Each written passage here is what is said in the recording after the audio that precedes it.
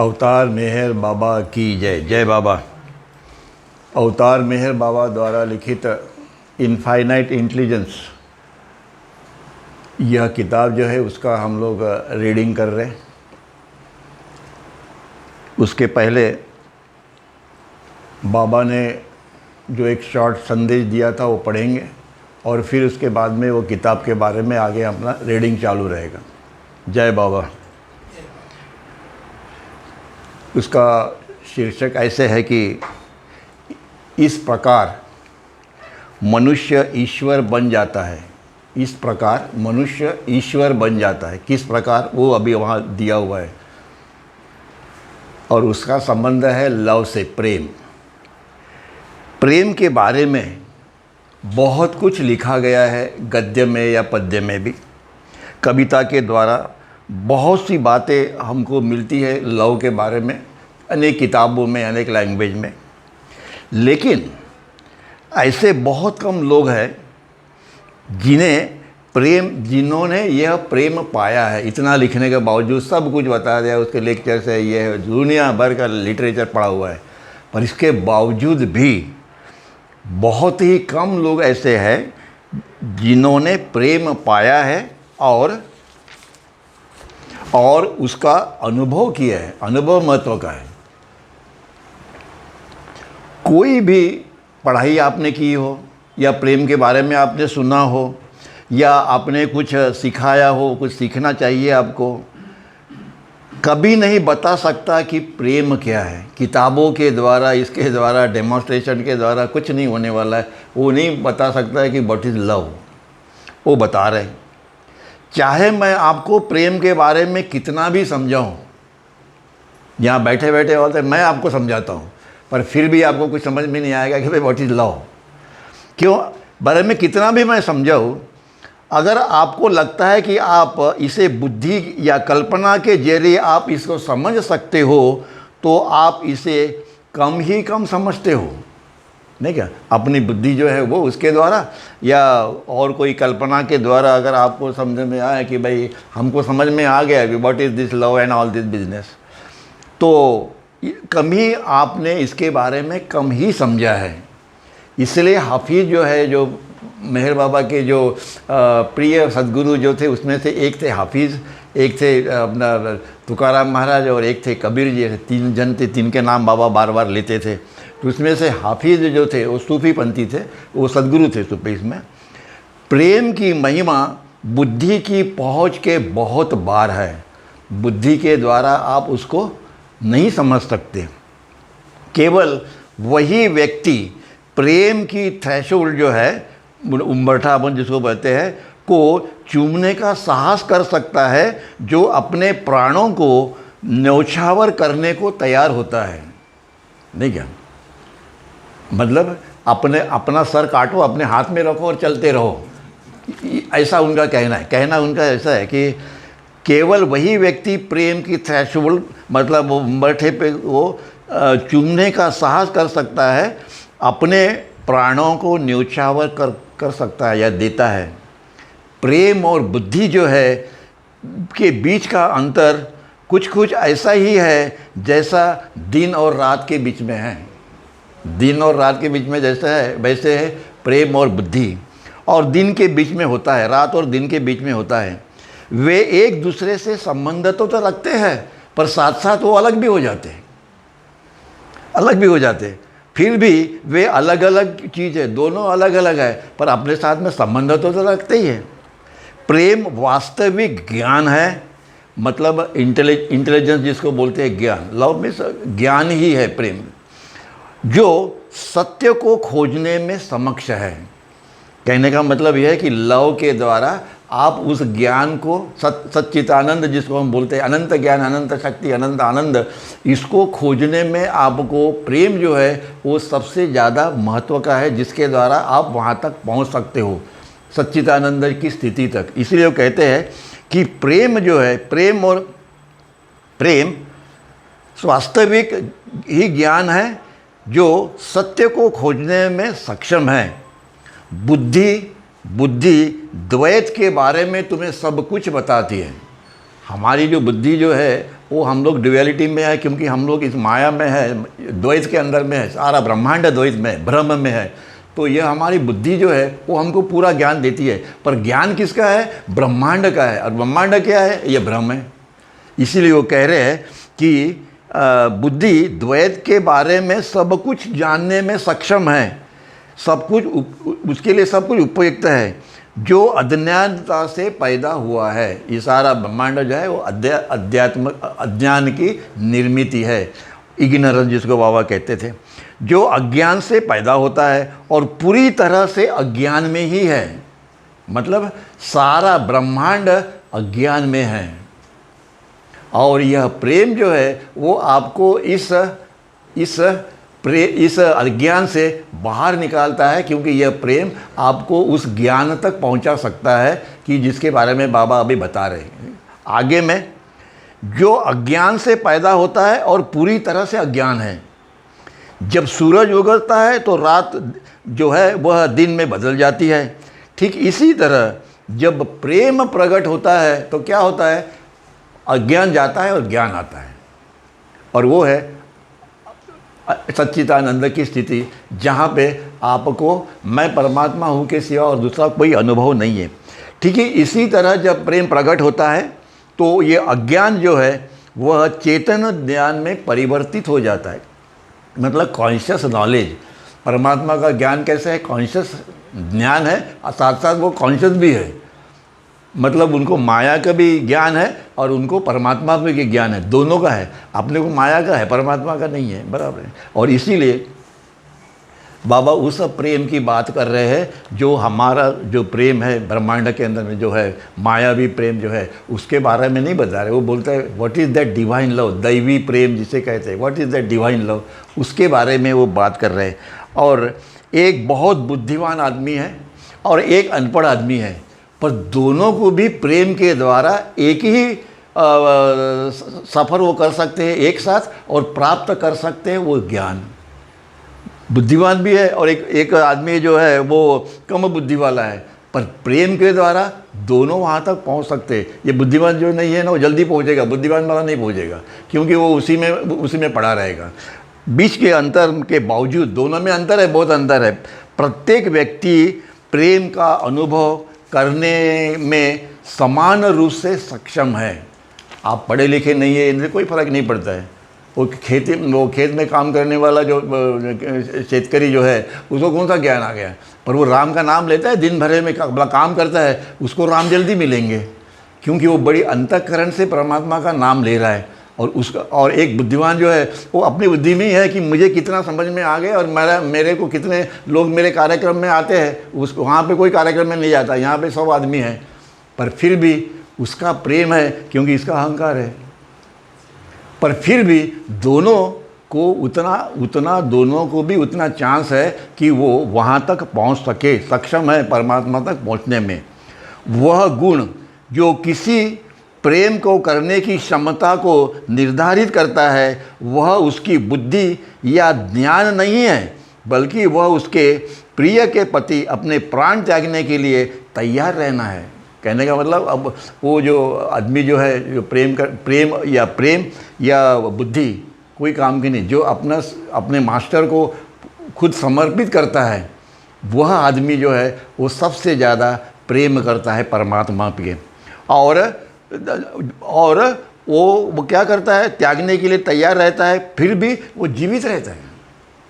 मतलब उसके अनंत उसको कष्ट है, अनंत लोग उसको टॉर्चर करते हैं, अनंत लोग उसको तकलीफ़ देते हैं, सब कुछ करते हैं, पर उसका जो प्रेम जो है परमात्मा के प्रति, उसके बावजूद भी वो ये सोचता है कि मैं जीवित रहूं और अपने मास्टर के लिए मैं जीवित रहूं इतनी परिस्थिति में, और मैं उनका कार्य करते रहूं। ये है real love for God, that is called divine love. ये प्रेम है। कहने का तात्पर्य शॉर्ट में समराइज जो उन्होंने किया, कहने का तात्पर्य यह है कि मनुष्य को अपनी ऊर्जा, अपना मन और बाकी सब कुछ त्याग कर अपने प्रियतम के चरणों की धूल बनना चाहिए, जिसको बाबा कहते हैं कि सरेंडर। मतलब आपका शरीर, आपका मन, ये जो कुछ भी है, वो सब को त्यागो और इस अपने प्रियतम के चरणों के धूल बन जाओ। धूल बननी चाहिए आपको, प्रेम की यह धूल जो ईश्वर को बिना जीवित नहीं कर सकती। जैसे कि एक साधारण मनुष्य सांस के बिना जीवित नहीं रह सकता, तब प्रेमी में परिवर्तित हो जाती है। इस प्रकार मनुष्य ईश्वर बन जाता है। यह जो उन्होंने कहा है सरेंडर के बारे में, जो कहा है कि आप अगर अपने गुरु के इसमें सरेंडर हो गए तो उस वक्त में क्या होता है, वो कहते हैं प्रेम की यह जो धूल जो है, जो ईश्वर के बिना जीवित नहीं रह सकती। उसको किसी हालत में ईश्वर चाहिए ही चाहिए। कैसे चाहिए? जैसे सांस, अपनी जो सांस है वो अपन जो ब्रीदिंग करते हैं तो उसके बिना हम नहीं रह सकते, बराबर है कि ना। वैसे वो भी उसकी परिस्थिति वही है कि परमात्मा के बगैर वो रह नहीं सकता। ऐसी परिस्थिति में जब भी जाते हैं, प्रेम के द्वारा इस प्रकार की परिस्थिति हमें मिलती है और जीवित नहीं सकता है, तब यह जो प्रेम जो है वो तभी वो प्रेम परिवर्तित हो जाता है। किस में परिवर्तित हो जाता है? कि परमात्मा से मिलन के लिए वो परिवर्तित हो गया, मतलब वो अभी वन विद गॉड की स्थिति में आया हुआ है। इसीलिए उनका हेडिंग जो उन्होंने दिया था वो ये था कि इस प्रकार मनुष्य ईश्वर बन जाता है। कैसे बनता है वो उन्होंने बताया, बाय लव जो भी है मतलब। और वो जो प्रेमी जो रहता है वो किस परिस्थिति में रहता है कि उसको कुछ नहीं सोचता है एक्सेप्ट लव फॉर गॉड। आगे में ये एक जो छोटा सा संदेश जो बाबा ने जो दिया था उसको पढ़ने के बाद अभी हम लोग आते हैं अपना रेगुलर इनफाइनाइट इंटेलिजेंस अवतार मेहर द्वारा लिखित जो है लास्ट जो अपना लेक्चर हो गया था उसमें हमने ये देखा, उसके बारे में पहले बताते थे 2 मिनट में और फिर आगे चलते हैं कि जो टॉपिक जो लास्ट इसमें जो था वो ये था, पहला thinking as creating and realising. मतलब जो भी थिंकिंग किया है करते हैं उसके बाद में उसके 2 फंक्शन हैं। एक निर्माण करना, इमेजिनेशन जो है कल्पना जो है उसको निर्माण करो, और उसके साथ साथ जो निर्माण की हुई कल्पना जो है उसको तुम रियलाइज़ करो। दोनों, ये एक टॉपिक था। नंबर 2,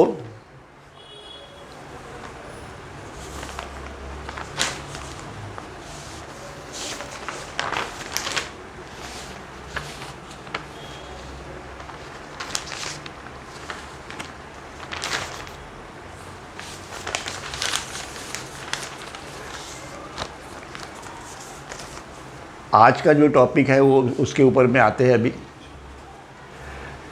वो ये है कि इवोल्यूशन, गॉड स्पीक्स में भी हमने देखा, वो बताते हैं थोड़ा गॉड स्पीक का तो आपको समझ में आ जाएगा। इवोल्यूशन जो उत्क्रांति जिसको हम लोग कहते हैं उत्क्रांति, evolution is essential for infinite realisation of the universe by the formless infinite mind. Infinite mind के बारे में मैंने बताया था। इनफाइनाइट माइंड मतलब जब भी ये इनफाइनाइट इंटेलिजेंस जो है जब भी ये थिंकिंग करते हैं तो थिंकिंग किसके द्वारा होता है? ये इनफाइनाइट माइंड के द्वारा थिंकिंग होता है, बराबर है कि नहीं। तो यह जो इनफाइनाइट माइंड है दैट मतलब ईश्वर है। ये ईश्वर का जो फॉर्म है वो ब्रह्मा विष्णु और महेश जो भी है, ये थिंकिंग का कार्य उनका हो गया, बराबर है। उसके साथ साथ रियलाइजेशन का भी कार्य स्टेट में आते हैं। कौन आते हैं? इनफाइनाइट इंटेलिजेंस, बराबर है। तो वो निर्मित भी करते हैं और साथ साथ वो रियलाइज़ भी करते हैं, और अल्टीमेटली उनको ये ज्ञान होता है कि मैं अनंत हूँ, हु आई एम का वो जो उनको आंसर मिलता है। तो ये जो उत्क्रांति है, जैसे पत्थर योनि से लेके मनुष्य योनि तक जो उत्क्रांति हो गई, ये अत्यंत महत्व का है, क्योंकि इसके सिवा आगे बढ़ नहीं सकते। ब्रह्मांड युगों से यही चल रहा है, उत्क्रांति सब ये चालू है, ये उससे चालू ही रहेगा। तो अब ये उत्क्रांति है क्या actually? What is this evolution? आगे में अभी इनफाइनाइट इंटेलिजेंस मतलब ये जो हमने दिखाया वहाँ पे, वो in the infinite intelligence in infinite mind state. Infinite mind state मतलब ये है ईश्वर की वो स्थिति है जहाँ पे वो पूरा ब्रह्मांड निर्माण होता है, पर वो निराकार है, वो अपने बुद्धि के द्वारा उसको हम समझ नहीं पाते। इतना ही समझ लो कि वो इनफाइनाइट स्टेट है, दैट्स ऑल। पर जब भी किसी को अनुभव हो जाता है, जब भी परमात्मा से मिलन जब भी हो जाता है, तभी उनको मालूम पड़ता है कि भाई what is this infinite state and infinite mind and all this things. So this infinite intelligence, that is the infinite mind state creates or produces the subtle and gross universe। कहने का मतलब यह इनफाइनाइट इंटेलिजेंस जो है, ये लिखा हुआ है, यह अनंत मन के द्वारा इस स्थूल और सूक्ष्म जगत की निर्मिति होती है, नंबर 1। एंड दिस निराकार इनफाइनाइट माइंड, यही मन टू रियलाइज, अब इसको निर्माण तो किया, अब रियलाइज करो उसको, to realise the subtle and gross universe becomes most finite subtle and gross mind of stone form.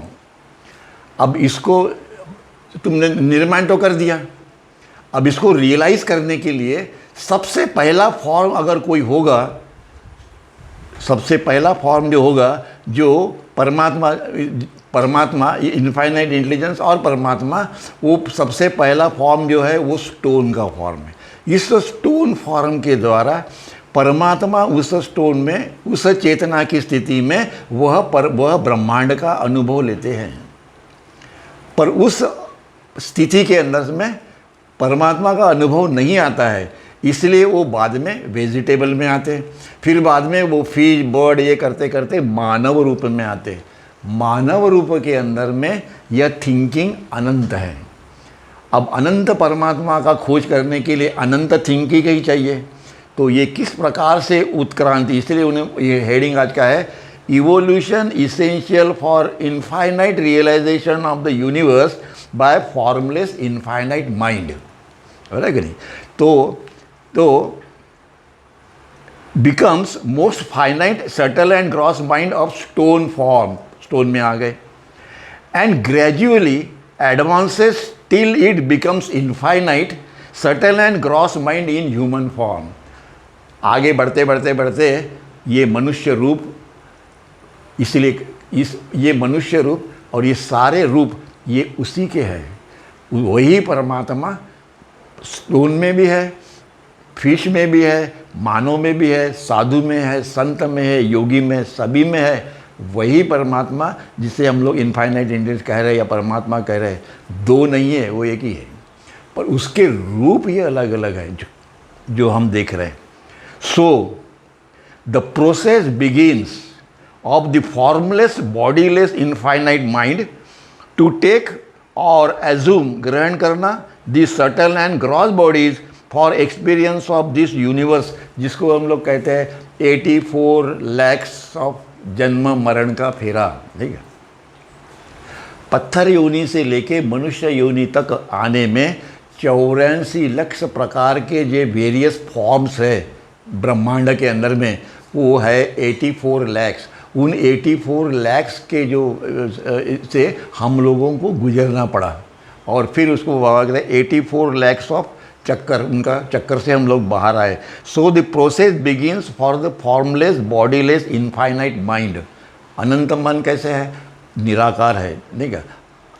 अपना जो मन है वो भी निराकार ही है, परंतु अपने मन के ने इन संस्कारों को घेर लिया, और अपना मन भी निराकार ही है, देयर इज नो डाउट, पर वो सीमित हो गया क्योंकि उसके साथ संस्कार आ गए। अपनी चेतना अनंत है पर फिर भी संस्कार आ गए, इसलिए वो सीमित हो गई, और इसीलिए हम मानव रूप में अंदर में है। सो टू टेक और to assume the subtle and gross bodies for the experience of the universe, ये पूरे ब्रह्मांड का अनुभव लेने के लिए यही इनफाइनाइट इंटेलिजेंस, ये जो अनंत हम लोग अनंत चेत ये जो कह रहे अनंतम इनफाइनाइट माइंड जो कह रहे हैं, ये इन दो बॉडी अपनी जो है उससे वो एसोसिएट होते हैं। काय के लिए?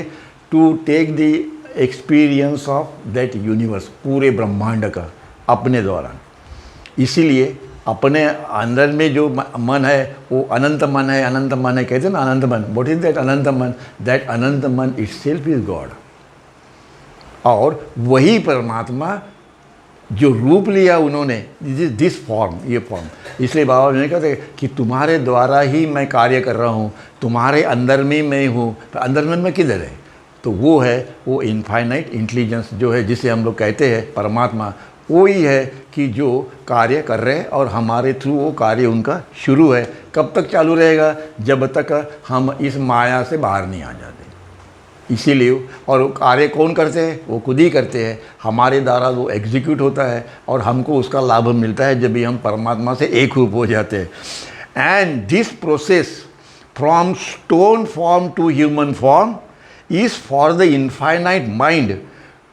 काय के लिए? ये सारी उत्क्रांति की प्रोसेस है, पत्थर से लेकर मनुष्य तक ये पूरा जो है ये किस लिए है, इसका वो वर्णन करके बताते। This is for what? तो कहते हैं कि ये परमात्मा जो है, इनफाइनाइट माइंड जो है, पर to realise certain and gross imagination that is nothing but the universe. ये किस लिए, ये फॉर्म किस लिए है? इसलिए कि जो उन्होंने निर्मित की है उसका अनुभव उनको लेना है, उसके लिए। Subtle and gross imagination that is nothing but the universe. आगे में टू रियलाइज द साकार इनफाइनाइट यूनिवर्स, जो हमको ब्रह्मांड जो दिखाई दे रहा है, वो द निराकार इनफाइनाइट माइंड मीन्स गॉड, परमात्मा या और infinite intelligence in its thinking aspect takes the form. क्या बोलते हैं कि वही परमात्मा जिन्होंने ये निर्मित की, वही infinite mind takes the form. उन्होंने पत्थर का फॉर्म पहले लिया, फिर आगे बढ़ते बढ़ते वो मानव रूप तक आए। In thinking aspect takes the form, what form? That is becomes साकार। निराकार था, वो साकार बन गए, बट इट बिकम्स इनफाइनाइट साकार इन ह्यूमन फॉर्म। साकार बन गए, बराबर है, पर पत्थर योनि में वो इनफाइनाइट नहीं है, फिश बर्ड में इनफाइनाइट नहीं है, एनिमल में इनफाइनाइट नहीं है, मनुष्य में वो अनंत बन गए।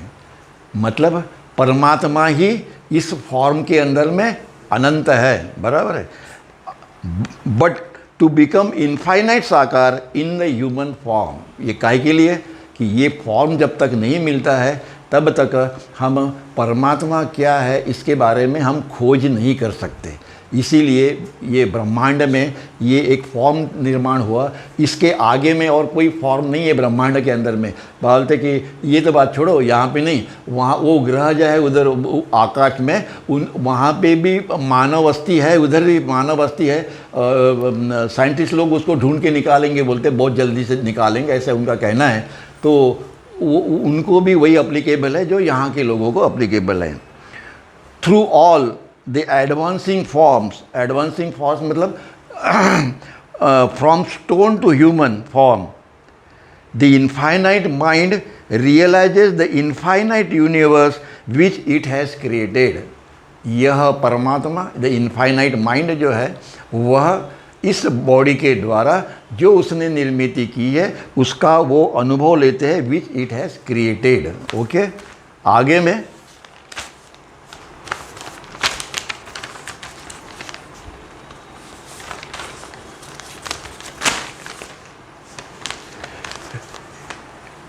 इन finite and less finite attitude.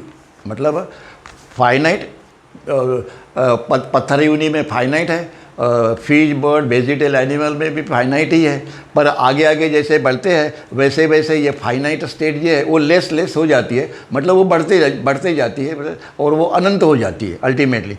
Less finite attitude, उसका रुख जो है, उसका एटीट्यूड में रुख जो है वो आगे आगे बढ़ता ही जाता है और वो फिर अनंत होता है, जो पहले सीमित था। फिर बोलते हैं the scope of awareness that is infinitely most finite and progressively less finite। इसका मतलब है कि उनका जो भान जो है बोलो, या उनकी जागरूकता बोलो, या उनका अवेयरनेस जो है वो पत्थर योनि से मनुष्य योनि तक आगे आगे बढ़ते बढ़ते वो अनंत हो जाता है। कहने का मतलब यही है।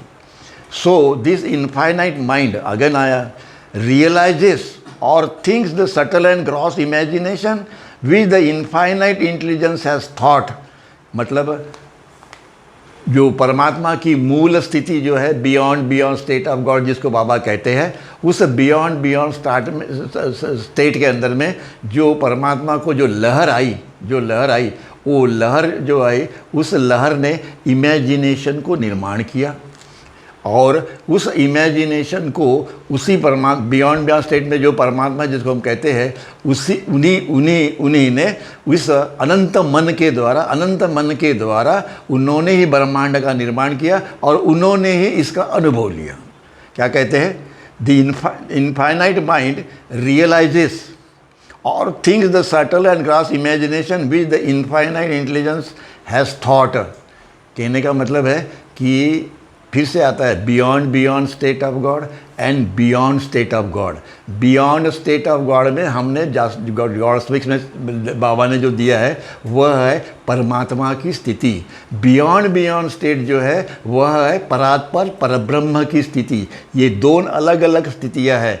तो ये जो है इसमें इनफाइनाइट इंटेलिजेंस मतलब परात्पर परब्रह्म की स्थिति, परमात्मा की स्थिति जो है वह है इनफाइनाइट माइंड की स्थिति। बराबर है। और इसीलिए ये कन्फ्यूज़न ना हो इसलिए उन्होंने वो स्पेसिफिकली ये लिखा है कि कोई डाउट नहीं रहना चाहिए। वो जो उन्होंने लिखा है इसमें कोई डाउट नहीं रहना चाहिए किसी को, इसलिए कितना डिटेल उन्होंने उसका वर्णन किया हुआ है ये इससे मालूम पड़ता है। इनफाइनाइट इंटेलिजेंस हैज़ थॉट मतलब इनफाइनाइट इंटेलिजेंस ने लिखा कि हु एम आई, ये किसी ने बियॉन्ड स्टेट में जो गॉड है उन्होंने किया कि मैं कौन हूँ, थॉट मतलब मैं कौन हूँ, और उसके बाद में जो निकला है वो ये है। ऐसा समझा रहे। द इनफाइनाइट माइंड, फिर बोलते हैं द इनफाइनाइट माइंड थिंक्स और realise the subtle and gross imagination in less and less infinite attitude in the advancing form and most finitely in the atom that is stone form and infinitely in human form। ये मैंने समझाया अभी कि initially stone form में वो सीमित है और मनुष्य इसमें वो अनलिमिटेड है, मतलब इनफाइनाइट है, अनंत है। यही है, आगे चलते हैं। And through the subtle and gross bodies of the human form it realizes infinitely the subtle and gross universe। परमात्मा ही इस शरीर के द्वारा, इस बॉडी के द्वारा जो है वह परमात्मा ही इस ब्रह्मांड का अनुभव लेते हैं। पर अपने को वो समझ में नहीं आएगा जब तक हम उस स्थिति में नहीं जाएंगे तभी। पर क्योंकि वो परमात्मा ने बताया तो सही है, इसको हम एक्सेप्ट करते हैं। आगे में creating and realising as two aspects of thinking, फिर से आया। फिर मैं बताता हूँ कि ओरिजिनल स्टेट में जो था परमात्मा बियॉन्ड में जो गॉड जिसे हम गॉड कहते हैं वो थिंकिंग जो है, उस थिंकिंग ने क्या किया, उस थिंकिंग ने क्रिएशन किया और रियलाइज़ किया। थिंकिंग एक ही है, दो नहीं है, पर एक थिंकिंग जो है वह निर्मित करती है और वही थिंकिंग जो है वो रियलाइज़ करती है। बराबर है। इसीलिए उसमें कोई डाउट नहीं रहना चाहिए। इसीलिए वो डिटेल वो आगे में जो उन्होंने समझाया है, वो कहते हैं द इनफाइनाइट आए, फिर से आया। हम भी इनफाइनाइट आए हैं। हमारा जो अस्तित्व जो है वह इनफाइनाइट फॉल्स आए है। हमारा अस्तित्व इनफाइनाइट फॉल्स आए है। सदगुरु अवतार का अस्तित्व इनफाइनाइट रियल आए है। बराबर है कि नहीं? और परमात्मा का ओरिजिनल जिसको हम लोग गॉड कहते हैं उसको हम कहते हैं इनफाइनाइट इंटेलिजेंस जो है वो है परात्पर परब्रह्म परमात्मा, जिसको हम लोग गॉड कहते हैं। और ये इनफाइनाइट माइंड जो है यह है ईश्वर की स्टेट की जो पूरा निर्मित भी किया उन्होंने और उन्होंने रियलाइज़ भी किया। पर है एक ही है and that is God ultimately. उसके नाम अलग है, उसके फॉर्म अलग है, उसके सब कुछ अलग अलग है, वो बात अलग है। परंतु ये सब किसके लिए कि ये अपने को ज्ञान होना चाहिए कि हम परमात्मा ही है। इसका ज्ञान कैसे आएगा? ये इससे के द्वारा हमें अपने को बौद्धिक नॉलेज मिलता है, कोई अनुभव नहीं मिल रहा है किसी को, और जब तक आप सदगुरु के पास नहीं जाओगे। पर ये जो बौद्धिक अनुभव भी है, ये इतना महत्व का है कि हमारे मन में जितने भी कुछ डाउट है वो पार निकल जाते हैं। हम कहीं भटकते नहीं है इधर उधर, ये पढ़ो वो पढ़ो, इसके पास, ये महाराज के पास जाओ, कुछ नथिंग नथिंग। आप जाएंगे भी नहीं। अगर ये पढ़ते रहे सुनते रहे तो आपको वो मालूम पड़ता है कि यस, इस युग के अंदर में अवतार ने अध्यात्म इस प्रकार से बताया। क्यों कि आने वाले 1500 साल, 2000 जो भी होंगे, 6000, आज भी 6000 साल के बाद में हम गीता पढ़ रहे हैं कि नहीं पढ़ रहे हैं, रामायण पढ़ते हैं कि नहीं पढ़ते हैं। तो 6000 10,000 साल तक ये पढ़ा जाएगा कि परमात्मा और गॉड के बारे में ये डिटेल वर्णन किया जाएगा कि लोग उस वक्त में इंटेलेक्चुअल बहुत ज्ञानी होंगे तो उनको जल्दी समझ में आ जाएगा। आगे में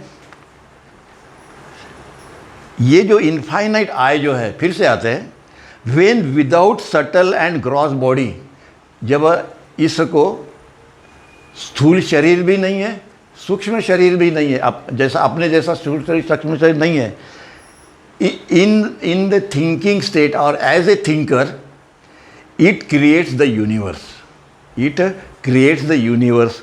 इसका मतलब हो गया कि वह स्टेट कौन सी है, वह ब्रह्मा की स्टेट है, क्रिएटर, निर्मिति करता, बराबर है, creator of the universe. But it becomes the thinker as realizer, मतलब realizing fully the subtle and gross universe when it is endowed with the perfect human body, subtle and gross human body, जब भी ये infinite आई जो है, जो वो जब भी संपन्न होगा किसके साथ में, परफेक्ट ह्यूमन बॉडी के साथ में, तभी वो यूनिवर्स का अनुभव लेगा। मतलब वह क्रिएटर भी है और वो अनुभव भी लेता है, दोनों अल्टीमेटली दोनों होते हैं। आगे में फिर आते हैं कि in animal and lower forms, पत्थर से लेके एनिमल तक लोअर फॉर्म के अंदर में रियलाइजेशन नहीं होता है। रियलाइजेशन क्यों नहीं होता है? क्योंकि तब परफेक्ट बॉडी नहीं है और उसके साथ साथ वह अनंत भी नहीं है। हम अनंत है विथ परफेक्ट बॉडी, बराबर है कि नहीं? इसीलिए कहा जाता है कि ये बॉडी परमात्मा की छाया है, शैडो ऑफ गॉड। कैसे? ये अभी यहाँ पे उसका आंसर मिलता है कि कैसे इसकी शैडो बोलते हैं। How can it is possible? पूछेंगे ना, बुद्धिमान होता तो पूछेगा ही भाई, how can it is possible? परमात्मा कहा, हम कहा, उसकी शैडो छाया कैसी हो गई? पर सारे सद्गुरु और अवतार जो होता है कि ये जो है परमात्मा का ही फॉर्म है, परमात्मा का ही शरीर है और इसके द्वारा, फॉर्म के द्वारा परमात्मा ही अपने इसका अनुभव ले रहा है। गॉड अलोन एग्जिस्ट, इसका वो एक्सप्लेनेशन दे रहे हैं और बता रहे हैं। आगे में मतलब the thinking that creates the universe and the thinking that realises the universe, the thinking that realizes the universe. Thus, the expression thinking the imagination, what is it? इसका मतलब क्या है? Thinking the imagination, बराबर। Thus, the expression thinking the universe applies, मतलब वो लागू होता है to both the cases. both the cases म्हणजे रियल निर्मिति एंड अपना अनुभव लेना का। Thus, the expression thinking the imagination applies to both the cases, the infinite I creating the universe and the infinite I realizing the universe, creating and realizing both. आगे में the infinite mind is the creator of the universe and the subtle and gross mind is the realizer of the universe. The infinite mind when thinking, creating the imagination infinitely but formlessly in निराकारली और producing the infinite image. पर जब भी infinite आए यह निर्मिति करता है, निर्मिति करते time वो कोई फॉर्म में नहीं है, पर रियलाइज़ करते टाइम वो इस फॉर्म में है। पहले जो उन्होंने निर्मिति की, जो ब्रह्मा की जो स्टेट है वो कैसी है? वो निराकार है, उसको कोई फॉर्म नहीं उस वक्त में। वो कहते हैं the infinite man when thinking creating the imagination infinitely but formlessly and nirakarly, formless nirakarly. It is producing the infinite imagination. Since the thinking is infinite and nirakar, so the process of creation is likewise. मतलब process of creation is likewise, कहने का मतलब है कि निराकार state के अंदर में निराकार ही है वो, पर पहले जो स्टेजेस है जैसे गैस की स्टेज है या उसके पहले की जितनी भी स्टेजेस है वो भी निराकार ही है। मतलब हम बोलते हैं ना 33 कोटि देव है, ये है वो है, वो क्या है, उनको फॉर्म है क्या? उनको कोई किसी को फॉर्म नहीं है। इसीलिए उधर से गुजरते गुजरते पहले वो गैस फॉर्म में आते हैं और फिर उसके बाद में पत्थर यूनी ये फॉर्म में होते हैं। इसीलिए वो कह रहे हैं since the thinking is infinite and Nirakar, so the process of creation is likewise का मतलब वहाँ से वो निराकार स्टेट से होते होते साकार में आता है। लाइकवाइज उनका कहने का मतलब ये है, वैसे ही the activity of infinite mind as ईश्वर, देखा अब उन कहते हैं ईश्वर ने ये दुनिया बनाई। The activity of infinite mind as ईश्वर, इनफाइनाइट माइंड मतलब ही ईश्वर is formless and infinite like thinking is the result of creation process has infinite subtle and gross form and it is this which gets realized। इसका मतलब ये वो कहते हैं कि infinite mind is the Ishwar in the formless and infinite likewise thinking, the result of creation has infinite subtle and gross form and it is this which gets the realized। मतलब वो फिर से वही आया कि वो निर्मित करता भी वही आया है और अनुभव लेने वाला भी वही आया हुआ है, वही उनका कहना है। So when the infinite mind thinks and realises the imagination infinitely, it does in the case of human form, मानव रूप में वो इस ब्रह्मांड का अनुभव ले रहा है। But now with the subtle and gross form that is साकार only, it is realizing the infinite imagination. मतलब मानव रूप में आने के बाद या साकार रूप में आने के बाद में वही परमात्मा वो अपना अनुभव ले रहे हैं, पर अनुभव अलग अलग है। पत्थर यूनि में अनुभव अलग है, फिश बर्ड ये प्रत्येक अनुभव अलग है। अपना मानव रूप में जो अनुभव है वो अनंत है। आगे में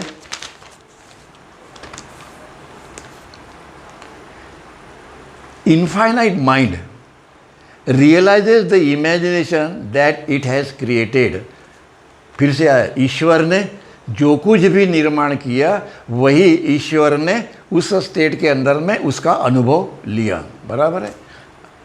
इसको समअप करने का अगर शॉर्ट में अगर बताने का है तो वो बताते हैं, क्योंकि सीरीज़ नंबर 4 जो है वो यहाँ ख़त्म हो जाती है और सीरीज़ नंबर 5 वो हम लोग नेक्स्ट टाइम हम लोग उसको फिर से बताएंगे। अभी ये 2-3 मिनट का है, उसको ख़त्म कर देते हैं तो एक सीरीज़ जो है वो ख़त्म हो जाएंगे।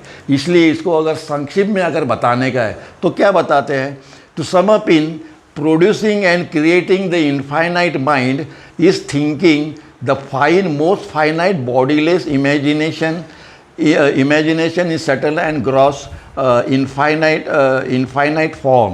मतलब the infinite mind is thinking the fine most finite bodiless infinite imagination subtle and gross form। मतलब infinite mind जब भी thinking करते हैं तभी यह जो imagination जो है वो imagination कैसी है, यह imagination जो है वह जो है वह most finite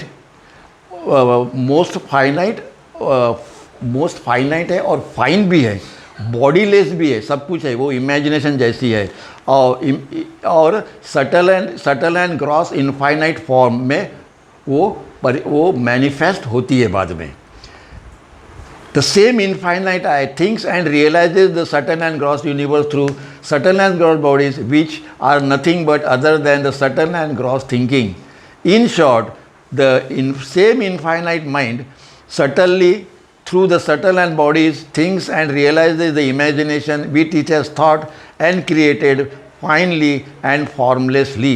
जिसका मतलब कि जो कल्पना जो है वो इनिशियली जो कल्पना जो थी वह फॉर्मलेस थी, निराकार थी और फाइन थी, उसी कल्पना को मैनिफेस्ट होते होते जो यूनिवर्स में कन्वर्ट हो जाती है, उसी को यही परमात्मा, यही इनफाइनाइट है, इसका अनुभव जो है वह अनंत मन ही अनुभव लेता है विद द वेरियस फॉर्म। उनका कहना जी मतलब है, संक्षिप्त में उन्होंने ये दिया है कि थिंकिंग जो है वह दो कार्य करता है, क्रिएशन एंड रियलाइजेशन। मतलब आज का जो सीरीज नंबर 4 जो थी उसका जो समझ जो उन्होंने किया हुआ है वो इस प्रकार से है। अवतार मेहर बाबा की जय, जय बाबा।